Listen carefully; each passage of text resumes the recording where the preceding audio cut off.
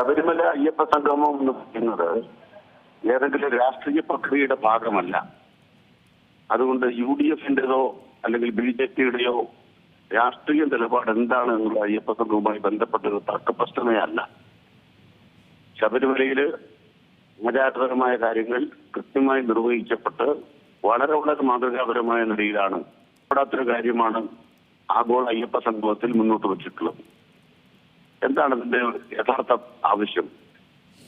ലോകത്തിന്റെ നാനാകോണുകളിൽ നിന്ന് ഓരോ വർഷവും ലക്ഷക്കണക്കിന് തീർത്ഥാടകർ ശബരിമലയിൽ വരാൻ സന്നദ്ധരാണ്. ലോകത്തെ നാനാഭാഗങ്ങളിൽ നിന്നും ആളുകൾ അവിടേക്ക് വരാൻ സന്നദ്ധമാകുന്നു. ശബരിമല ഒരു കാനന ക്ഷേത്രമാണ്. വനംവകുപ്പിന്റെ നിയന്ത്രണം ഉള്ളത് കൊണ്ട് അവിടെ വികസനത്തിന് കുറെ പരിമിതികളുണ്ട്. ഇത്തരമൊരു പശ്ചാത്തലത്തിൽ പരമാവധി അയ്യപ്പ ഭക്തന്മാരെ എങ്ങനെയാണ് ഉൾക്കൊള്ളാനാകും, അതിന് തക്കവണ്ണം എന്തെല്ലാം ഭക്തന്മാരുടെ പിന്തുണ ഉണ്ടാകും, അതിലെന്താണ് ശബരിമല മാസ്റ്റർ പ്ലാൻ, അത് ലോകത്തിന് മുഴുവൻ തുറന്നു കാട്ടിക്കഴിഞ്ഞാൽ ലോകത്തെ നാനാ രാജ്യങ്ങളിലുള്ള അയ്യപ്പ ഭക്തന്മാർക്ക് അതിൽ പങ്കാളിത്തം വഹിക്കാൻ അവസരം കൊടുക്കുക. ലോക കേരള സഭയുണ്ടായി.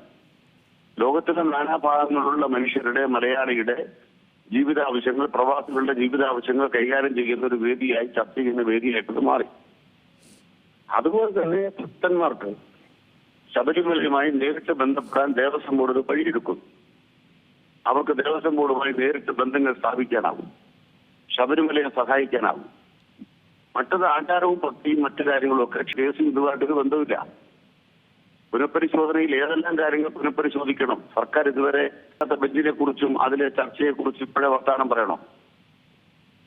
അയ്യപ്പ സംഗമത്തെ അട്ടിമറിക്കുക എന്നൊരു അജണ്ട UDFനുണ്ട്. അയ്യപ്പ സംഘത്തെ അട്ടിമറിക്കുക എന്നൊരു അജണ്ട BJPക്കുണ്ട്. സംഘപരിവാരൻ എടുക്കുന്ന അതേ നിലവാരമാണ് പ്രതിപക്ഷ നേതാവ് VD സതീശൻ എടുക്കുന്നത്. എന്താണ് പ്രതിപക്ഷ നേതാവിന്റെ തർക്കം? UDFനെ ക്ഷണിക്കുകയല്ല ചെയ്യുന്നത്. അവിടേക്ക് ക്ഷണിക്കുന്നത് നിയമസഭയിൽ പ്രാതിനിധ്യമുള്ള ജനപ്രതിനിധികളെയാണ്. എല്ലാവർക്കും വരാം, ആ ജനപ്രതിനിധികൾക്കൊക്കെ വരാം. അതിന്റെ ഭാഗമായിട്ട് ജനപ്രതിനിധിക്കുന്നത് അത് കേരളത്തിലായതുകൊണ്ട്, ശബരിമല ആയതുകൊണ്ട് പകുതി കാശ് വെച്ച് വർത്താനം പറഞ്ഞാൽ മതി എന്നാണ് മോദി പറയുന്നത് പിണറായിയോട്. അങ്ങനെയാണ് പകുതി കാശ് കൊടുത്തേക്കാം സർക്കാർ പറഞ്ഞു. എന്നിട്ട് പണിയുന്നുണ്ടാ? ഇതാ ശബരിമല വിമാനത്താവളം വരുന്നു, ശബരിമലയുമായി ബന്ധപ്പെട്ട് റോപ്പ് വരുന്നു. സർക്കാർ വനഭൂമി ഏറ്റെടുത്തിട്ട് പകരം വനഭൂമി കൈമാറി നമ്മൾ കണ്ടില്ലേ? ഇതൊക്കെ പിണറായി സർക്കാരിന്റെ കാലത്ത് നടക്കുകയാണ്. ശബരിമലയ്ക്ക് വേണ്ടി എല്ലാ മതവിശ്വാസികൾക്കും അവരാഗ്രഹിക്കുന്ന കാര്യങ്ങൾക്കനുസരിച്ച് വിശ്വാസം സംരക്ഷിക്കാൻ കേരളത്തിൽ അവസരമുണ്ട്. എല്ലാ മതവിശ്വാസിയും, അതാണ് കേരളത്തിന്റെ പ്രത്യേകത. അതിനെ കടന്നാക്രമിക്കാൻ സ്ത്രീ പ്രവേശനത്തിൽ സർക്കാർ നിലപാട് മാറ്റുമോ എന്നുള്ളൊരു കാര്യം കൂടെയാണ്. ഈ അയ്യപ്പ സംഘവുമായി ബന്ധപ്പെട്ട അങ്ങനൊരു വിഷയം നമ്മുടെ മുമ്പിൽ ഇല്ല എന്ന് മാത്രമല്ല, സുപ്രീം കോടതിയുടെ ഭരണഘടനാ ബെഞ്ച് അതുമായി ബന്ധപ്പെട്ട് ഏതെല്ലാം ഇഷ്യൂസ് ആണ്, ഏതെല്ലാം തരത്തിലാണ് നിയമപരമായി കൈകാര്യം ചെയ്യുന്നതെന്ന് വല്ല വ്യക്തത ആർക്കെങ്കിലും ഉണ്ടോ? അതിന്റെ ജഡ്ജിമാരാരാൻ തീരുമാനിച്ചിട്ടുണ്ടോ? ഇപ്പൊ എങ്ങനെ സ്ത്രീ പ്രവേശനത്തിന്റെ പഴയ കേസ് ഉയർത്തിക്കൊണ്ടുവന്നു? ഉയരുന്നു? അത് സുപ്രീം കോടതിയുടെ ഭരണഘടനാ ബെഞ്ച് രൂപീകരിക്കട്ടെ, അവരതിന്റെ ഇഷ്യൂസ് ഫ്രെയിം ചെയ്യട്ടെ.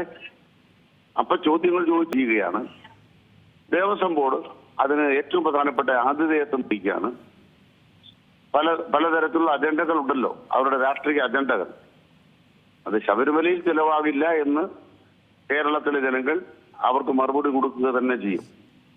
ഏറ്റവും പുതിയ വാർത്തകളും വിശേഷങ്ങളും വിരൽത്തുമ്പിലറിയാൻ സീ മലയാളം ന്യൂസ് എല്ലാ ഡിജിറ്റൽ പ്ലാറ്റ്ഫോമുകളിലും ലഭ്യം.